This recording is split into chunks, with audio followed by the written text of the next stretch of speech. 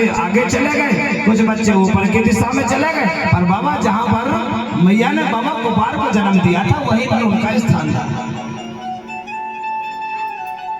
यहाँ से जाते हैं पर भैया गोपाल बाबा बाढ़ में काफी नीचे की ओर चले गए।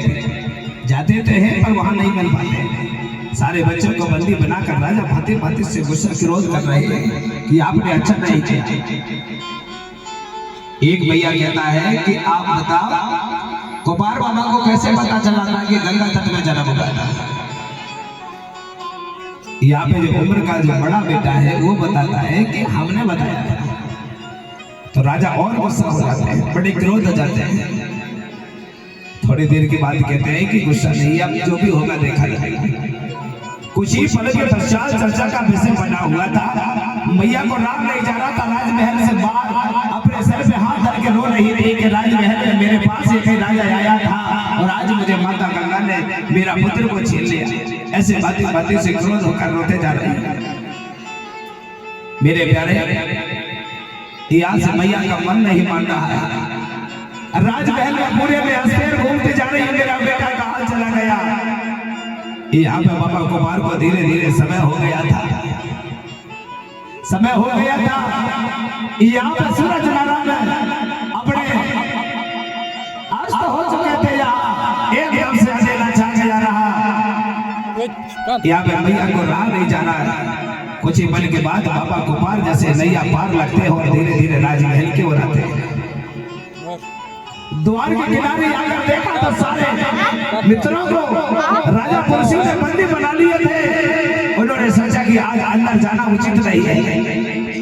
द्वार के किनारे से खड़े हो गए। मैया रो रही थी तो जल्दी से बाबा गोपाल जाते हैं और माँ के पैर पे लपट जाते हैं। ताली बजा, हाँ, माँ को लपट जाते हैं। जैसे भैया ने गोपाल को देखा तो रोना बंद कर दिया। भैया कहाँ थे? बाबा कहते हैं कि माँ रो मत, अगर आप ज्यादा गल्ला करोगे तो बाबा सुन लेंगे। अगर बाबा ने सुना तो हमको, हाँ। अब देखना एक बात और हम बताएं आपसे, अगर बेटा या बेटी गलती कितना भी कर ले पर अपने पिता को अपनी दीदी नहीं बताती, थोड़ी छोटी मोटी गलतियों को नहीं बताती, कोई बात नहीं, भैया ने गलती कर लिया। तब मैया ने जल्दी से लिया। राजा तो द्वार के सामने वाले द्वार में थे। रानी ने अपने पल्लू ढाका और बाबा गोपाल को पीछे द्वार से ले गई और जल्दी से वस्त्र चेंज करवाया और जहां पर सोन का चिता वहां ले जाकर सुला दिया। ताली बजाओ, हाँ, सुला दिया। थोड़ी देर के बाद में भैया अपने पीछे से राजा के पास पहुंचते हैं कि महाराज क्या बात है, पता चला कि नहीं? राजा कहता है ये कौन सी पूछने वाली बात है, अगर पता चल गया होता तो क्या मैं बच्चों को यहाँ बंदी बनाता। थोड़ी देर के बाद में भैया कहती है कि आप एक काम करो, इन बच्चों को छोड़ दो, अपन ने गलती की है। बोले क्या? अरे बोले अपन ने देखा नहीं है, अपने बाबा गोपाल तो न जाने कब से बोले कक्ष में सो रहे हैं। मैया ने यहाँ पर राजा से थोड़ा झूठ बोल दी कि झूठ बोलना ही पड़ेगा, अगर झूठ नहीं बोला तो राजा साहब मेरे पे गुस्सा हो जाएंगे। भैया ने कह दिया कि बाबा आप इन्हें छोड़ दो, स्वामी जी वो तो सो रहे हैं। सारे बच्चों को छोड़ देते हैं और थोड़ी देर के बाद बच्चों को छोड़कर कहते हैं कि भैया हमने बहुत बड़ी गलती की, आपको बंदी बनाए, भोजन कर लो। वो कहते हैं कि राजा साहब बंदी तो बना लिया, जो कुछ बोलना था बोल लिया, अब भोजन की बात करते हो, हम कदापि तुम्हारे घर भोजन नहीं खाएंगे। ताली बजा, हाँ नहीं खाएंगे। यहाँ से सारे मित्र बाबा कुमार के निकल जाते हैं, वो चले जाते हैं। और जैसे ही उन्होंने यहाँ से पहुंचे तो भला क्या होता है?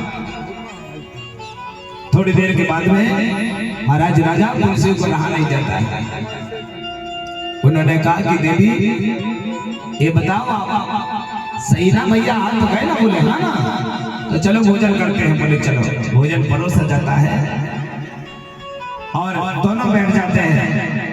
आप यहाँ पर राजा पुलिस अपने हाथ में एक और उठाते हैं और याद आ जाती है उन्होंने नहीं खाया, हाथ में रख लिया।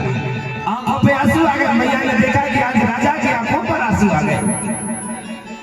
उन्होंने कहा कि महाराज क्यों रो रहे हैं?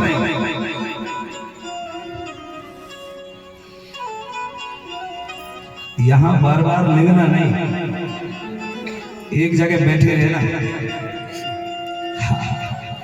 तो उन्होंने कहा